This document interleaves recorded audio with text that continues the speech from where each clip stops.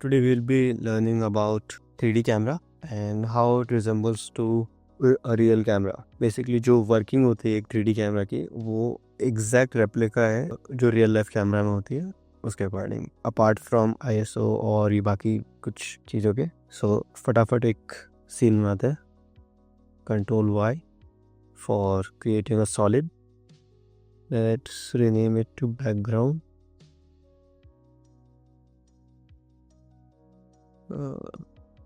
3D, इसका position में Z space में 3000 कर देता हूँ and now I will create a solid. This is just a basic C, इसमें ज़्यादा मैंने अभी कलर वगैरह ध्यान नहीं देना है, just to understand. Okay, now let's create a camera. अब कैमरा इसके अंदर दो तरीके के होते हैं। सो 1 node camera and 2 node camera, मैं दोनों के अंदर डिस्कस बताता हूँ मैं। एंड इसके अंदर अलग अलग प्रीसेट्स हैं फोकल लेंथ के। ये सारे फोकल लेंथ्स हैं 15mm, 20mm, 24mm। तो ये जो लेंस होते हैं, लेंसेज के फोकल लेंथ वगैरह होते हैं, तो ये उसके। तो जनरली ये होता है अल्ट्रा वाइड एंगल से जूम लेंस की तरह। और दिस इज़ 15mm, तो सबसे ज़्यादा अल्ट्रा वाइड एंगल हो गया। And this is I think most of the phone में भी 28 to 50mm के बीच में एक बेसलाइन रहती है। तो let's create 24mm lens so that ये काफ़ी थोड़ा सा अल्ट्रा वाइड तो नहीं लेकिन वाइड एंगल की तरह काम करेगा, तो ईजी रहेगा हमें डेप्थ परसीव करने में। Let's create one. We are creating a 2 node camera and press okay. So एक बेसिक डिफरेंस ये होता है 2 नोड कैमरा का। एंड एक साइड बाय साइड हम एक और कैमरा ले लेते हैं जो कि 1 नोड कैमरा रहेगा। New camera and 1 node camera. ठीक है, so we got our cameras. ये 2 नोड कैमरा में जो मूवमेंट होता है वो यहाँ से होता है, ये दिख रहा है। जितने भी मूवमेंट्स होंगे वो कैमरा के एक फोकल पॉइंट से होगा। लेकिन जो 1 नोड कैमरा होता है उसके अंदर फोकल पॉइंट नहीं होता है। ये देखो, we don't have any focal point in 1 node camera. तो इसका जितना भी मूवमेंट होगा वो सारा यहाँ से होगा, यानी जो कैमरा का जो एंकर पॉइंट है वहाँ से होगा। ये देखो, ठीक है। आई मीन इधर ये एक्टिव कैमरा हम इधर है, ठीक है। अभी देखो सारा मूवमेंट का हमारे कैमरा के जो एंकर पॉइंट है वहाँ से हो रहा है। एंड जो हमारा 2 नोड कैमरा है, 2 नोड कैमरा में जो हमारा फोकल पॉइंट है वहाँ से सारा मूवमेंट होगा। ये देखो, ठीक है। So let's delete this 1 node camera and we will be working on 2 node camera. Okay, P is a shortcut for position and A for point of interest. Let's reset both. And if you double click A or simply click this drop down button and go to camera options. Wait a minute, I think advance 3D में हूँ मैं, तो classic 3D में convert कर देते हैं। ये सारे ऑप्शंस तो एडवांस 3D में नहीं आएंगे। ये जितने भी ऑप्शंस हैं, if I switch to advance 3D, ये सारे ऑप्शंस ख़त्म हो जाएंगे। और एडवांस 3D आई थिंक 2024 के बाद लॉन्च हुआ है। तो 2024 जो वर्जन है उसमें है और उसके बाद वाले वर्जन्स में है। तो एडवांस 3D से हम वापस क्लासिक 3D में आते हैं। क्लासिक 3D में we have these options: zoom, depth of field, focus distance, aperture, blur level and तो मेन जो हमें फोकस करना है वो इन 4, आई थिंक ब्लर लेवल भी इतना काम का नहीं है। सबसे ज़्यादा इम्पॉर्टेंट है ये कुछ ऑप्शंस। सो जूम तो पता ही होगा, जूम से हम लोग जूम करते हैं, जूम आउट होते हैं, ठीक है। इसके अंदर जैसे 2 तरीके के जूम होते हैं। एक ऑप्टिकल जूम होता है, डिजिटल जूम होता है। ठीक है, डिजिटल जूम क्या करेगा, जो आपका जो फोटो है उस फोटो को ही जूम करके दिखा देगा। लेट्स से अगर आप रिकॉर्ड कर रहे हैं, ठीक है, अगर फ़ोन से रिकॉर्ड कर रहे हैं, तो जितने भी मोस्टली जो फ़ोन्स होते हैं उसके अंदर डिजिटल जूम रहता है। जो फ़ोटो आप जूम करके अगर वीडियो बनाएंगे तो उसके अंदर जो फोकल लेंथ है वो चेंज नहीं होगा, ठीक है, वो सेम रहेगा। एंड जो ऑप्टिकल जूम में एक्चुअल में फोकल लेंथ चेंज होता है। तो आजकल आई थिंक आईफोन में आ गया है ऑप्टिकल जूम में फ़ायदा ये रहेगा कि अगर आपने अल्ट्रा वाइड एंगल में स्विच किया है, मतलब बहुत जूम आउट किया है, तो वो अल्ट्रा वाइड में स्विच हो जाएगा। एंड देन आप धीरे धीरे जूम करोगे तो अपना चेंज करता जाएगा, 35 50 70 ऐसे वो अपना फोकल लेंथ चेंज करता रहेगा। लेकिन ये डिजिटल जूम में पॉसिबल नहीं है, उसके अंदर डिस्टॉर्शन बहुत कम होंगे, लेकिन ऑप्टिकल जूम में डिस्टॉर्शन ज़्यादा होते हैं। ठीक है, एंड हाँ, तो जूम्स का मतलब तो सिंपल है, ये जूम करेगा। ठीक है, ये डिजिटल जूम की तरह काम करता है। के बाद है डेप्थ ऑफ फील्ड। तो डेप्थ ऑफ फील्ड के लिए मैं कुछ और शेप्स बना देता हूँ ताकि वो इजीली समझ में आ जाए।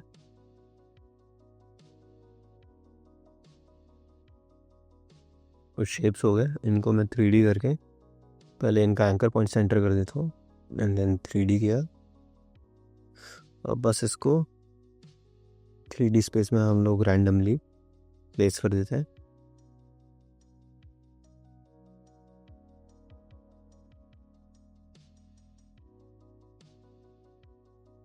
ओके, सो एक ये बेसिक सीन हो गया तैयार।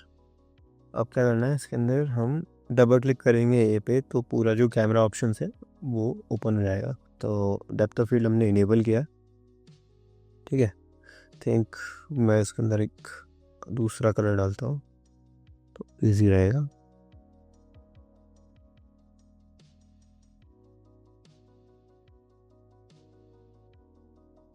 एंड दिस,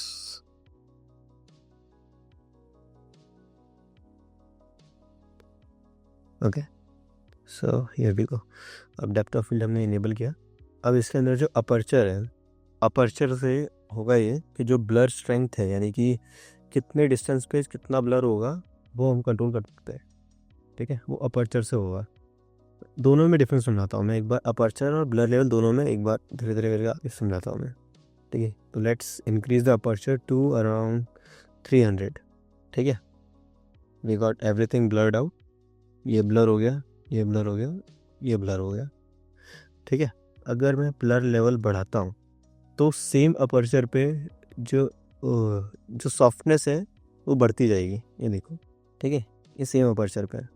लेकिन लेट्स से मैं अपर्चर इसका वापस 12.5 कर देता हूँ, तो जो ब्लर है वो ख़त्म हो गया है। ठीक है, इवन दो एक तरीके से किसी भी अपर्चर पे आपको कितना ज़्यादा ब्लर करना है वो आप इससे एडजस्ट कर सकते हो। मैं जनरली इसको अवॉइड करता हूँ, 100 पे ही रखता हूँ, थोड़ा नेचुरल लगता है। And let's I only increase this aperture to 300 ताकि इस तरीके का सॉफ्ट ब्लर मुझे दिखाई दे। एंड अब ये फोकस डिस्टेंस है। अब फोकस डिस्टेंस क्या करेगा कि हर ऑब्जेक्ट का अलग अलग फोकस डिस्टेंस है। इसका जो फोकस डिस्टेंस है वो अलग है, इसका अलग है, इसका अलग है, इसका अलग है। तो ये फोकस डिस्टेंस डिफाइन करता है कि किस चीज़ पे फोकस करना है।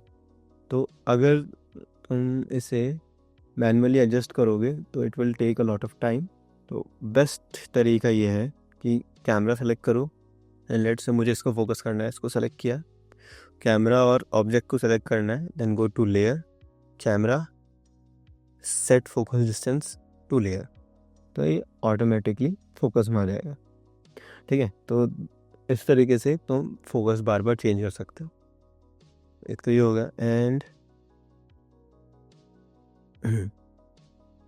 दूसरा ये है कि मैं चाहता हूँ कि जितने भी फोकस हैं, ठीक है, ये पूरे जो सीक्वेंस है उसके अंदर फोकस खाली स्क्वायर बॉक्स के अंदर ही रहे। तो क्या करना है, दोनों को सेलेक्ट किया मैंने, कैमरा एंड इस बॉक्स को, go to layer and go to camera, link focus distance to, अब क्या होगा, लेट्स से मैं जूम इन करूँगा, जूम आउट करूँगा, ठीक है, ये फोकस में ही रहेगा, ये इसका फोकस घटेगा नहीं, कितना भी जूम कर लूँ, ये देखो, ठीक है। ये क्या करता है, एक एक्सप्रेशन डाल देता है यहाँ पे, ठीक है। तो इससे दोनों का जो फोकस डिस्टेंस है वो लिंक हो जाता है।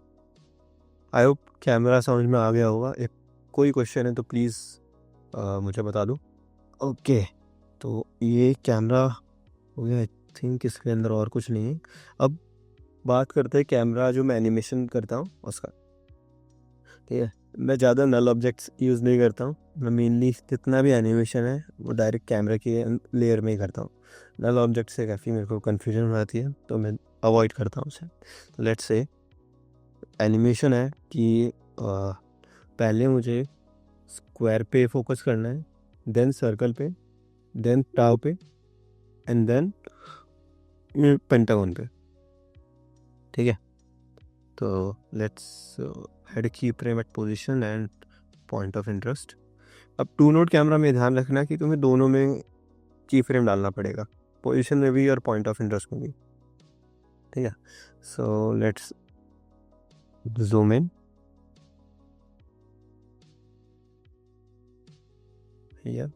एंड एक मैं ई फ्रेम डालूंगा फोकस डिस्टेंस से भी, ठीक है।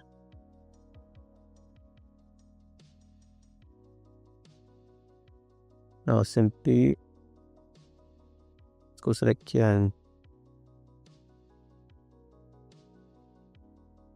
Go to layer, camera, set focus distance. यहाँ पे फोकस डिस्टेंस इसका चेंज हो जाएगा। अब मुझे सर्कल पे आना है, 2 3 4,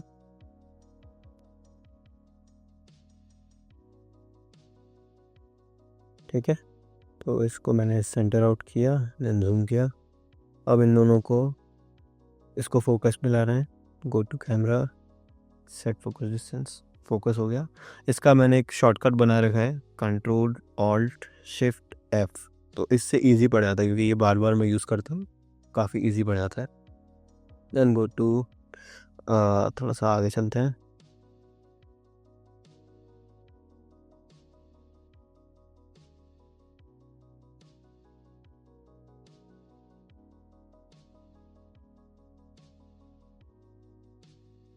तो अब बेसिक इन सबको सेलेक्ट करके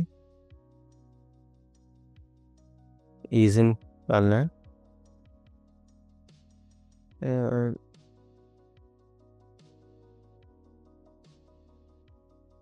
कर्व्स हमें एडजस्ट करने हैं इनके।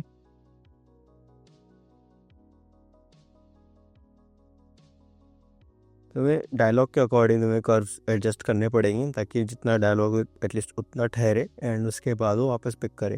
ये कुछ ऐसा एनिमेशन बनेगा।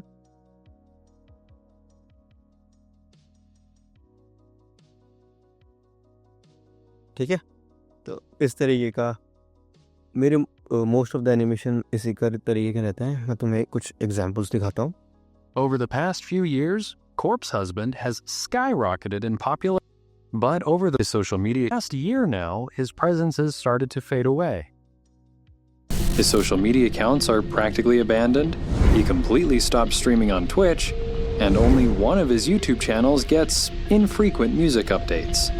So that begs the question, where did Corpse Husband go? Will he come back? We're going to go through each reason why Corpse Husband left his community behind. There's more than one reason for him to leave, so it's possible that some or all of them are the cause of this. Make sure to watch the video until the end to hear everything that's going on with Corpse and why he could have left.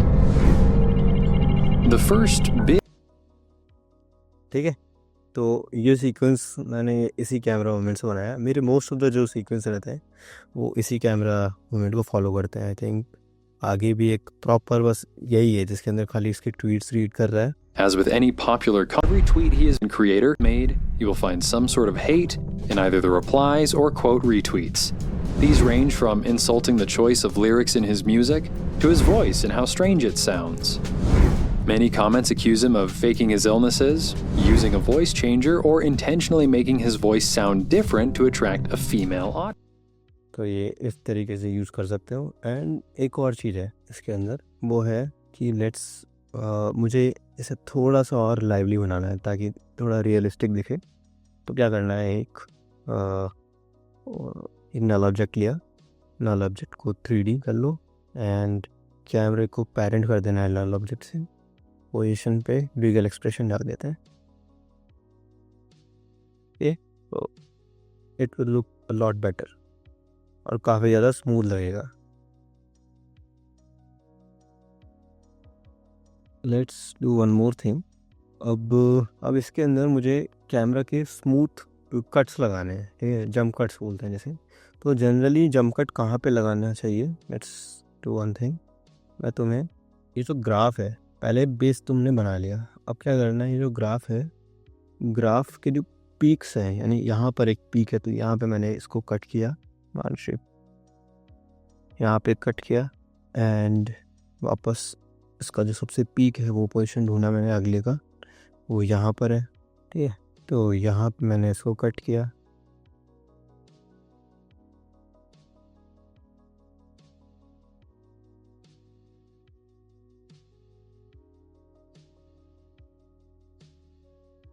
तो ये कुछ cuts मैंने लगा दिए हैं। अब ये सारे जंप कट्स होंगे, ठीक है। Let's add one.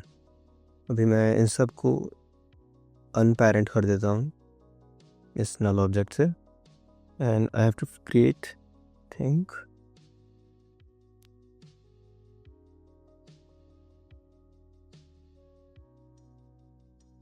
दो तीन चार, तो एक दो तीन एक और लास्ट, ठीक है। तो ये कुछ नल ऑब्जेक्ट्स बनाए मैंने। अब क्या करना है, थिंक इसकी नीड नहीं है तो डायरेक्ट हम यहीं जाते हैं। इसका जो फाइनल पॉइंट है, यानी कि यहाँ पर है जो फाइनल पॉइंट, इन सबको जो भी नल लिए हमने, इन सबको भी 3D कर लेना। And let's do one thing, इसको पेरेंट किया मैंने इस वाले नल से एंड जब इसका जो पोजीशन है वो मैं चेंज कर दूंगा। आई थिंक इसका पोजीशन में थोड़ा सा और जूम करके रख देता, ये कुछ ऐसा रहे दिखेगा। हाँ, याद रखना कभी भी अपोजिट मोशन मत डालना, अदरवाइज वो बहुत ज़्यादा अब्रप्ट लगेगा। अगर जो स्टार्ट का मोशन है वो जूम का है, ठीक है, तो आगे भी तुम्हें उसको जूम करना पड़ेगा। Let's go to think zoom out वाले पे ज़्यादा बेटर काम करेगा ये, ठीक है। इसको मैं इससे पेरेंट करता हूँ एंड जो लास्ट ऑप्शन है पोजीशन, इतना किया मैंने, ठीक है। तो मैं ये करना चाह रहा था, इस तरीके का ये इफ़ेक्ट आएगा हल्का सा। लेट्स से मैं इसे थोड़ा सा और आगे इसे रिवील होने देता हूँ, थोड़ा सा आगे। कहाँ पे रिवील होगा ये? हाँ, यहाँ पे रिवील हो रहा है, एक ये हो गया। एंड अब क्या करना है, let's create one adjustment layer, 5 frames forward, 1 2 3 4 5 1 2 3 4 5 6 7 8 9 10। तो ये कुछ 10 फ्रेम्स का ट्रांजिशन बनेगा। इसके अंदर मैं कैमरा ब्लर डालूंगा एंड लेट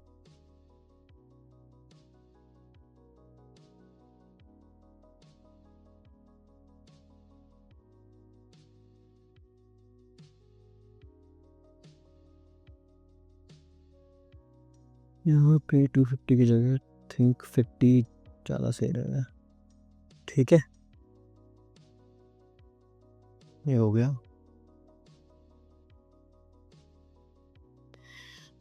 अब इसको सेल करेगा हमारा मोशन ब्लर,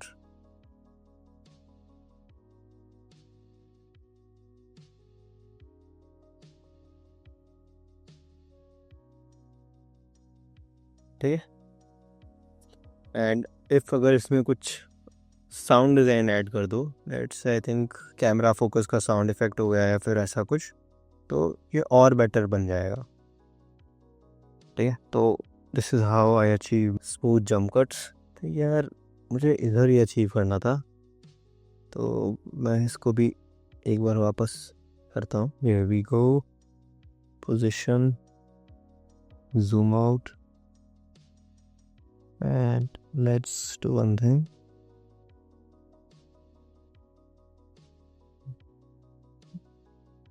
थिंक काफ़ी है, ये देखो। ठीक है, तो इस तरीके का ये कुछ जंप कट रेडी हो जाएगा। ऑलरेडी ये जूम आउट हो गया,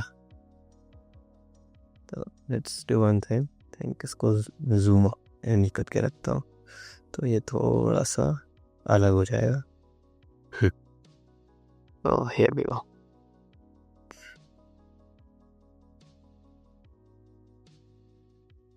So we got a smooth animation. जितना ज़्यादा तुम डिटेल्स में फोकस करोगे उतना ज़्यादा एनिमेशन तुम्हारी बेटर लगती जाएगी। एंड अब बस सिंपल क्या करना है, अब हमें कैमरे को पैरेंट नहीं करना है। तुम चाहो तो ये जितने भी नल्स हैं उनको डिलीट कर सकते हो, इट डजेंट मैटर, अब इनका यूज़ नहीं है इतना। लेकिन बाद में अगर तुम्हें कैमरा थोड़ा सा इधर उधर करना हुआ तब ये प्रॉब्लम क्रिएट कर सकते हैं। So I will suggest you to keep it, and let's parent these null objects to our null 1.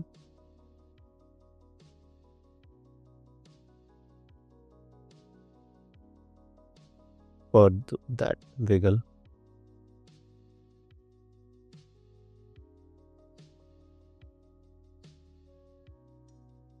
So here we got it. So I think ये समझ में आ गया होगा जैसे इसका प्रोसेस क्या होता है।